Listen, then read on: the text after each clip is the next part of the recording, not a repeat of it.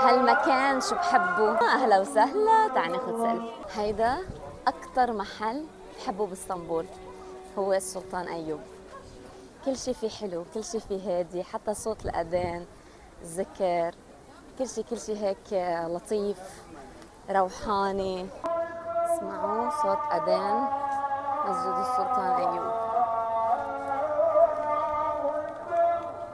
وأنا ماشي بهالمكان اللطيف بيركضوا علي بنتين كتير حلوين وبيسلموا علي. اسمك واسمها؟ أهلا وسهلا، تعال ناخد سيلفي. شكرا. أهلا وسهلا. عند بنت فلسطينية. يا حبيبتي صح. مظبوط.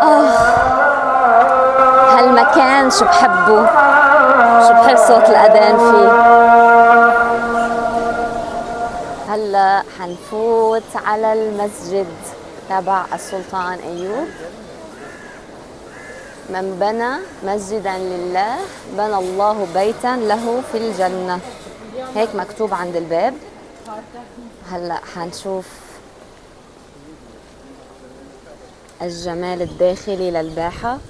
هون الموضأ، طبعا في ناس هلا عم تتوضأ لأنه هلا كان في الأذان.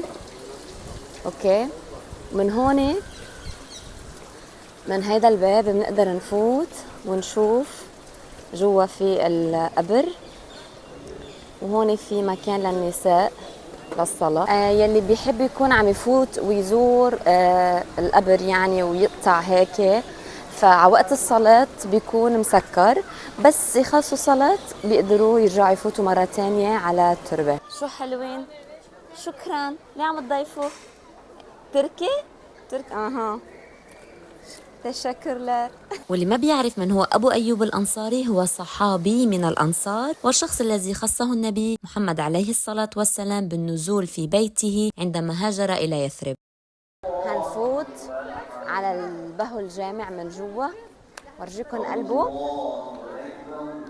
وبعدين حورجيكم شي لوحة مكتوب عليها كلام كتير حلو. اللوحة بتقول إنه أبو أيوب الأنصاري هيدي كنيته، واسمه خالد زيد بن كليب بن ثعلبة بن عبد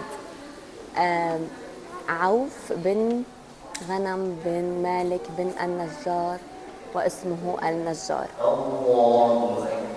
وهون في عنا شجرة ضخمة محاطة بمياه صالحة للشرب، مكتوب عينا يشربها المقربون، من الماء كل شيء حي. هون هلا المكان فتح بعد الصلاة والعالم بلشت تفوت. أول شي لازم نشلح من إجرنا لأنه جوا في سجاد.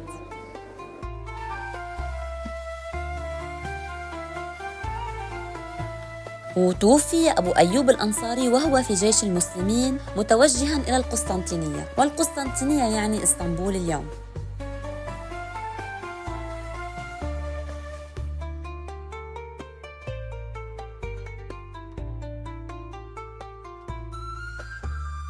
وهلأ اللي بيعرف معلومات أكثر عن الصحابي أبو أيوب الأنصاري ما ينسى يكتب لنا إياهم بالتعليق.